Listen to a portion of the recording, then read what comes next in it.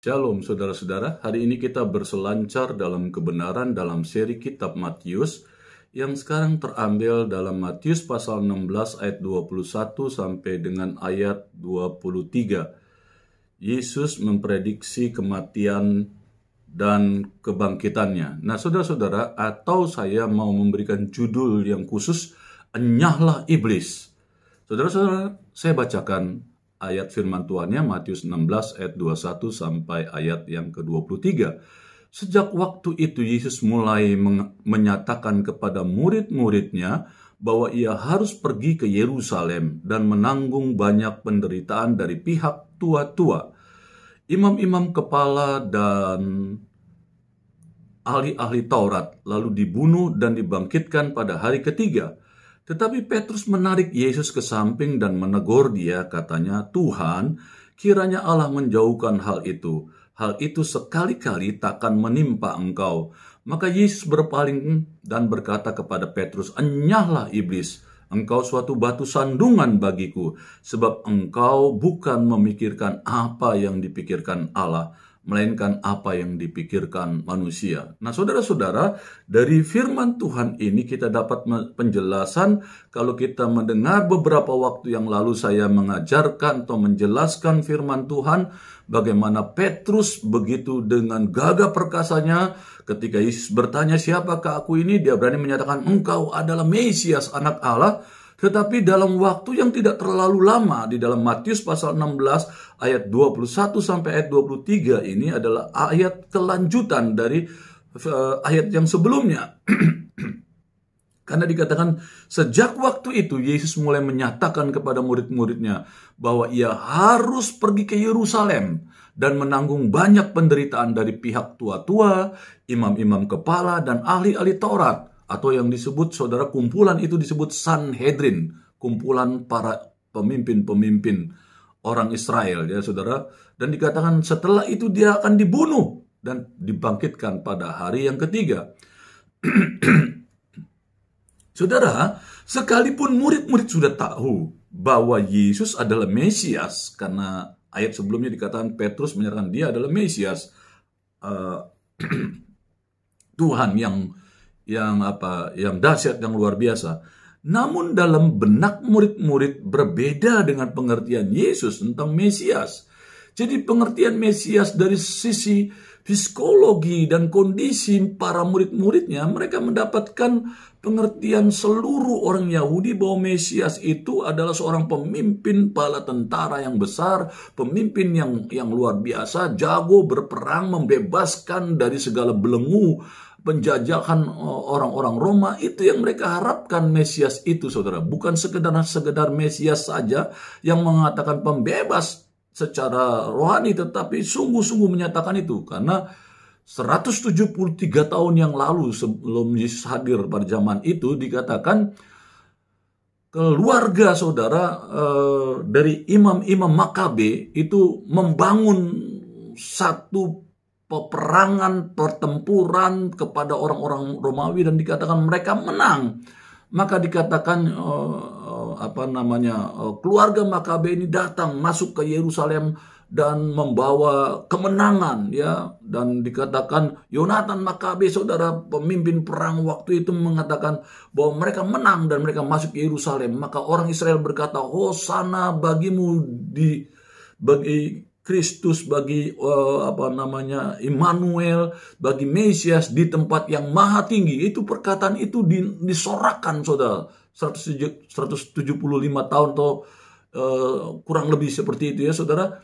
Nah saudara, ketika Yesus datang kembali ke Yerusalem memakai keledai, keledainya kecil, terus dihampari dengan jubah-jubah para muridnya, dan anak-anak bersorak-sorai dengan kain palem, dan mereka menyebut Hosana bagi Yesus di tempat yang maha tinggi, kemuliaan bagi Allah dan sebagainya. Begitu imam-imam, ahli Taurat melihat dan mendengar itu, mereka marah. Mereka menegur kepada Yesus, lihat anak-anak itu, begitu ya. Salah mereka menyatakan bahwa kamu itu Mesias gitu loh. Karena mereka menganggap Yesus adalah nabi biasa saja, yang melakukan perkara-perkara yang dahsyat, yang luar biasanya sebatas itu. Mereka tidak menganggap bahwa Yesus adalah benar-benar Mesias, saudara. Nah, inilah yang terjadi, saudara.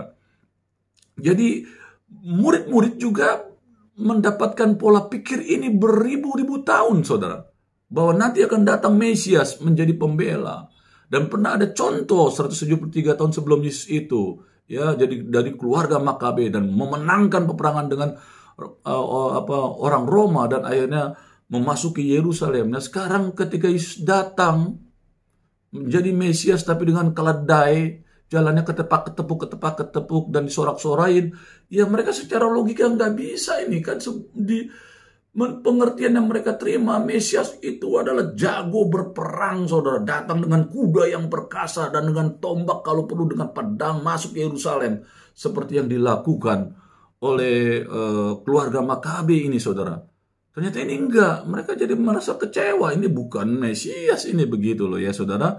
Nah, murid-murid juga ternyata berpikirannya, saudara, tanpa disadari, ya seperti itu. Walaupun dia tahu Yesus adalah Mesias, ya, anak Allah yang luar biasa, ya, tetapi benak mereka tetap dengan sudut pandang yang lama mereka ke Mesiasanis itu, ya, yang tadi saya sudah jelaskan.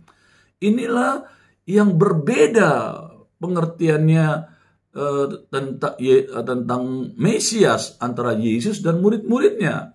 Jadi pemahaman Mesias dari murid-muridnya adalah satu, Mesias itu adalah yang menaklukkan lawan-lawannya, mengalahkan lawan-lawannya, menghancurkan lawan-lawannya. Ya, itu yang harus dimengerti. Yang kedua, sebagai raja yang memimpin peperangan. Jadi jelas harus seorang pemimpin perang yang perkasa, yang memenangkan sebuah peperangan yang dahsyat, sehingga mereka menyatakan ini dia Mesias. Itu yang ada di benak pikiran dari orang-orang Yahudi pada zaman itu, saudara. Yang ketiga, yang menghancurkan penjajahan Romawi dari Israel. Itu yang mereka inginkan. Dan mereka pernah mendapatkan itu, ya, di tahun 175 sebelum Yesus Kristus, saudara, hadir dalam dunia ini. Dan kenyataan ini, pernyataan ini tidak bisa mudah dirubah, saudara. Sampai hari ini pun mereka tetap menantikan Mesias yang menurut sudut pandang mereka ini, saudara. Yang keempat dikatakan memimpin Israel dengan kekuatan dan kekuasaan. Jadi tidak dengan kelembutan, tidak dengan mengalah, memberi ditampar pipi kanan kasih pipi kiri, nggak begitu. Gigi ganti gigi. Itu ajarannya. Kalau kamu membunuh, dibunuh lagi. Kalau gigi copot, kamu juga copot giginya. Itu, saudara, ajarannya yang mereka ketahui. Perkasa. Nggak ada yang namanya kelemahan-kelemahan. Apalagi menyerahkan diri. Mengalah, nggak main.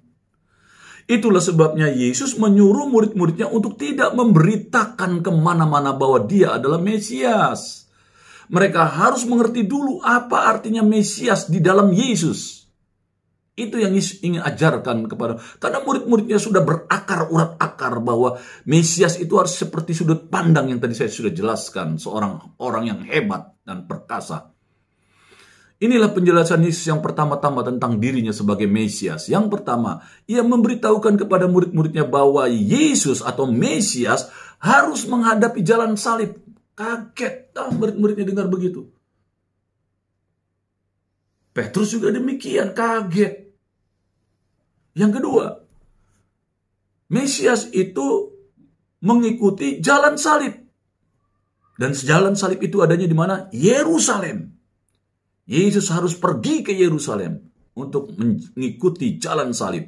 Mati di salib, dikorbankan, dikuburkan, bangkit, naik ke surga. Itu yang Tuhan Yesus ajarkan. Tuhan Yesus makanya bawa ke satu tempat yang sepi yang disebut Kaisaria Filipi.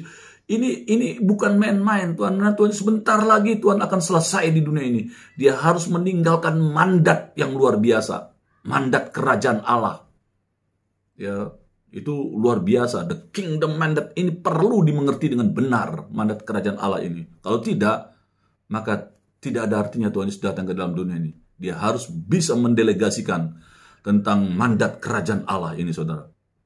Yang ketiga, yang susah dikatakan akan ada pengeksekusian ya di dalam jalan salib itu.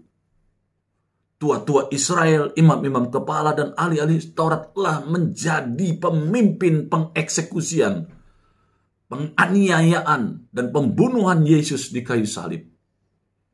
Mereka memakai alat yang namanya tentara Romawi untuk membunuhnya. Ini yang Yesus ajarkan kepada murid-muridnya. Kaget mereka semua. Dan setelah itu dikatakan Yesus, Mesias harus mati. Mati di kayu salib. Mati bukan karena perang. Dibunuh karena perang. Masih lumayan kok. Berarti dia seorang pemimpin yang berani sampai mati. Masih tetap ada hormatnya, saudara. Tapi ini enggak. Dicambuk, dipukulin, ditombak, digubuk, dihancurin tubuhnya. Disalib, mati. Enggak perang. Sesuatu yang tidak elegan menurut orang-orang Yahudi. Mesias harus elegan. Dan yang kelima Yesus ajarkan, pada hari ketiga Mesias itu bangkit dari kematian. Ini yang terakhir yang seharusnya luar biasa. Walaupun dia bukan Mesias yang hebat, yang powerful, yang akhirnya mati, tetapi saudara, Yesus katakan dia pasti bangkit. Nah, ini harusnya kalau ngerti ini dengan baik. Omongan Yesus yang menakutkan itu, Mesias harus menghadapi jalan salib. Di jalan salib ada penganiayaan, pemukulan, dan tubuh dan darahnya terpecah-pecah tubuhnya. Dan tua-tua Israel, imam kepala dan ahli Taurat menghina dia, menghancurkan dia, dan setelah itu dia dibunuh. Mereka barangkali ya, memang ini sudah jalan salib. Karena Yesus nanti dia pasti bangkit. Kita tunggu kebangkitannya. Kan begitu. Tapi ini terlupa, saudara. Pemberitahuan Yesus bahwa hari ketiga Immanuel itu bangkit dari kematian. Terlupa. Kenapa? Buktinya murid-muridnya nangis. Kecewa. Pahit. Putus pengharapan. Ngumpet dari orang-orang Israel. Karena mereka lupa bahwa Yesus sudah menjanjikan. Dia pasti bangkit. Mendengar hal itu, Petrus bereaksi dengan keras dan menegur Yesus. Pertanyaan, kenapa sampai Petrus menegur Yesus? Karena begini, saudara, menurut sudut pandang saya. Mesias itu seperti yang dijelaskan di alinea kedua di atas. Ya, dikatakan tidak masuk di akalnya Petrus. Mesias harus datang ke Yerusalem, melewati jalan salib, dianiaya, dipukuli, digebukin, mati, disalibkan. Wah, ini gak masuk dalam sudut pandang atau sudut pikirnya Petrus, saudara. Bahwa Mesias itu harus ditangkap, disiksa, dan mati. Tapi yang sepertinya enak kata-kata atau teguran Petrus menurut daging. Petrus kan negur, nggak bisa seperti itu Tuhan, nggak akan terjadi lah sama engkau. Karena Petrus tahu engkau dahsyat, mujizat yang luar biasa engkau bisa lakukan, orang mati aja dibangkitkan, engkau nggak akan mungkin terganggu.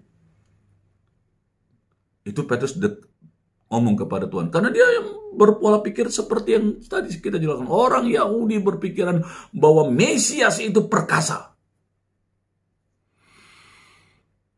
Makanya saudara, dia tidak menerima kalau gurunya harus mati dengan cara yang tadi Yesus jelaskan itu. Atau yang tadi saya jelaskan, saudara.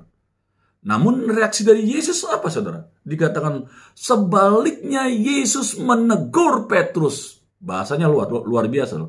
Anyahlah iblis. Wow. Itu kata-kata walaupun lembut sekalipun, saudara, menyakitkan, saudara.